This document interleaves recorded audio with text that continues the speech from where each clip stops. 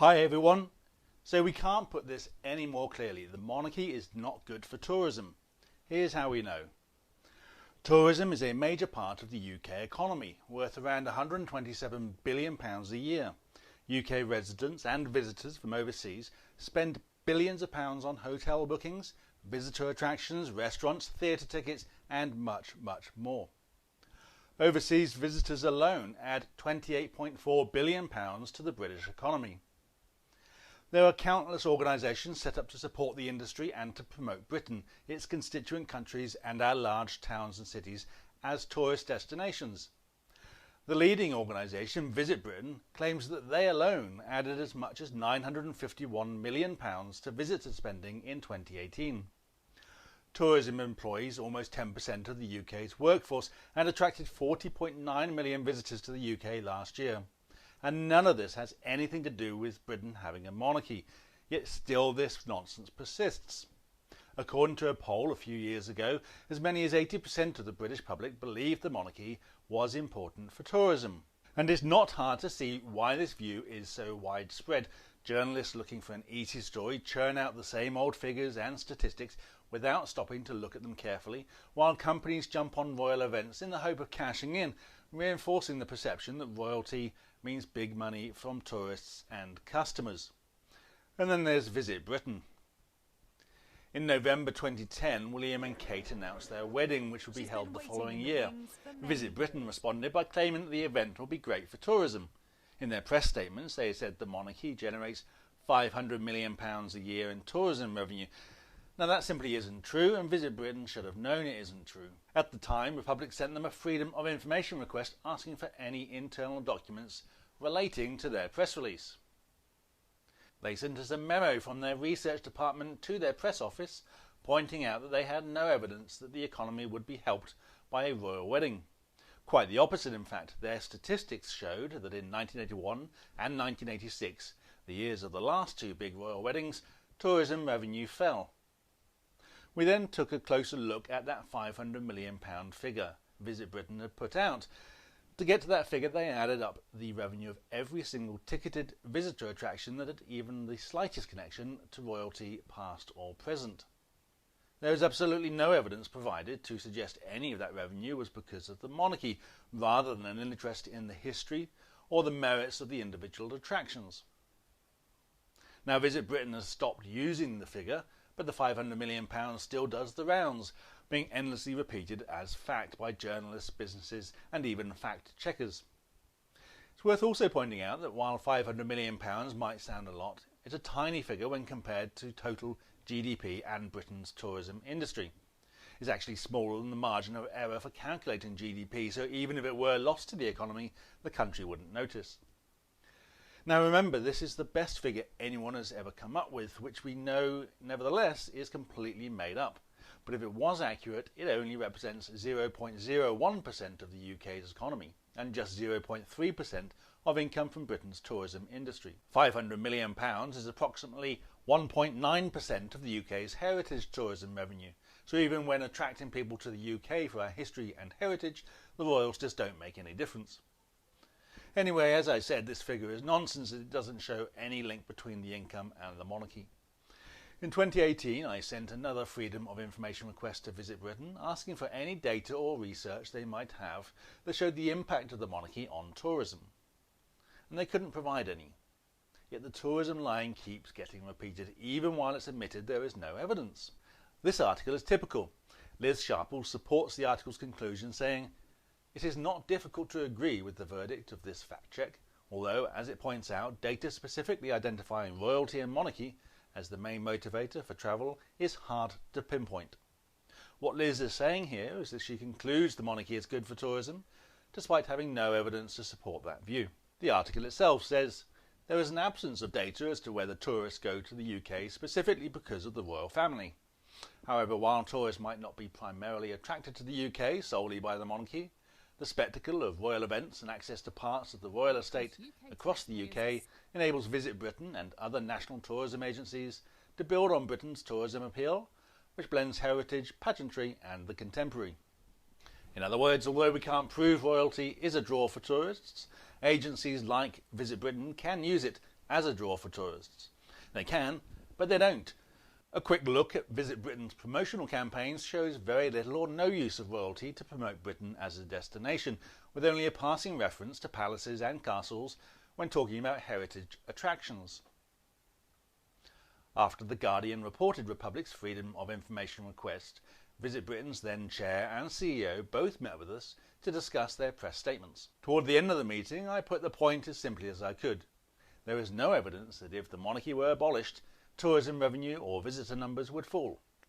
The chair of Visit Britain said yes, that's correct. And why would those numbers fall? There's little evidence people come here because of the royals, and of course those heritage attractions will still be there once the monarchy is gone. There's another important question here for those who say the monarchy is good for tourism. How exactly is the monarchy attracting tourists? What is the attraction? I imagine they would say it comes down to two things: events and palaces. The press reported that an extra 600,000 people visited London in 2018, the year of Harry and Meghan's wedding. What they don't mention is that overall inbound tourism for the UK fell from the previous year and then went up again in 2019. And there's no data to link those 600,000 to the wedding, although it's quite possible some of them did visit the capital in order to make the trip to Windsor. And let's not forget these events are rare. Between 2010 and 2020, we had 2 weddings and 1 major jubilee. Between 1990 and 2010, there were no major royal events at all. So how does all that add up to a significant contribution to Britain's £127 billion tourism industry? It was claimed in 2011 that 2 billion people around the world watched the royal wedding. That of course was rubbish, a throwaway line attributed to a government minister and since debunked by more thoughtful journalists with 5 minutes to spare to do the maths. But what about the things people can see every year? The only permanent attractions are Windsor Castle, Kensington Palace and Buckingham Palace and Holyrood Palace in Edinburgh. There is almost nothing connected to the royals outside of London apart from Holyrood Palace that could arguably affect tourism figures. But those royal homes don't do well in any list of Britain's tourist attractions.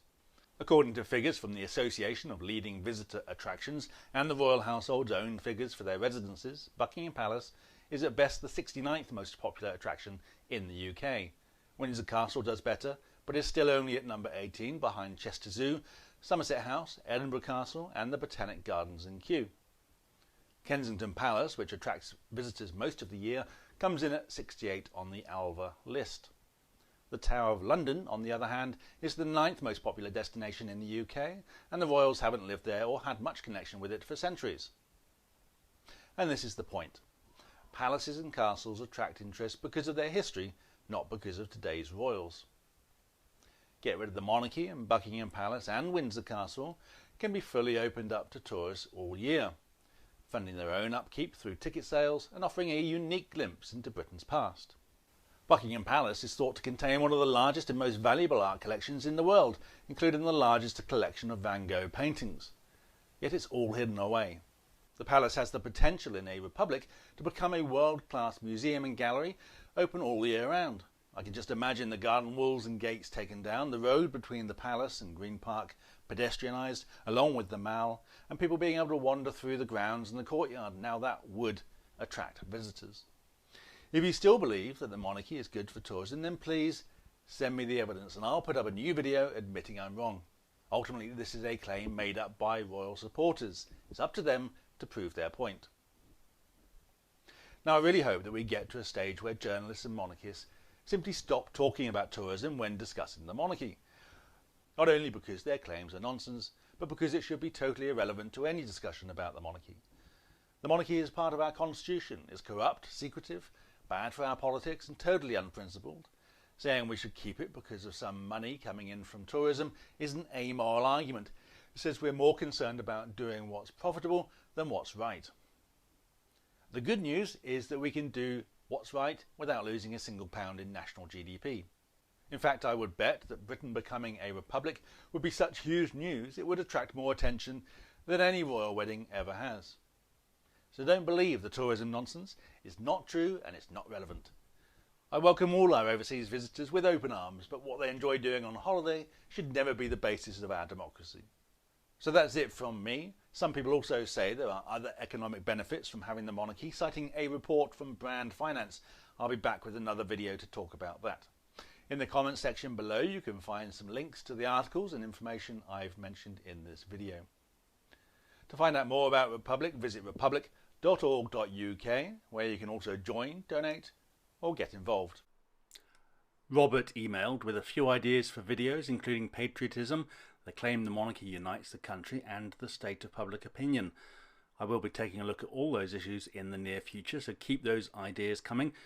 Anne asked if the royal habit of saving the surplus from the civil list is still going on with the sovereign grant. Now that's a good question, Anne. I'll see if I can find out. Jimmy Mack commented to ask what happens with the royals when we become a republic. Well, that's an easy one. They will be as free as the rest of us to do what they want, including paying their taxes. Steve commented to ask a couple of excellent questions about the Privy Council and Republic's position on the House of Lords. I'll be covering all that in more detail very soon, with a look at the current and proposed constitution and a video all about the Privy Council. Beryl asked if it's true that if you die without a will or anyone to inherit your estate while living in Cornwall, your wealth and assets go to the Duchy of Cornwall. Yes, that is absolutely correct, Beryl. There's more on that on the website, and I reckon it'll be a good idea to do a video on that subject very soon.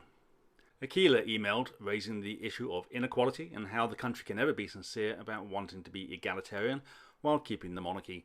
This is an important point and one we should look at more closely in the future. Don't forget you can email YouTube at republic.org.uk with your questions, comments or suggestions, or use the comments below.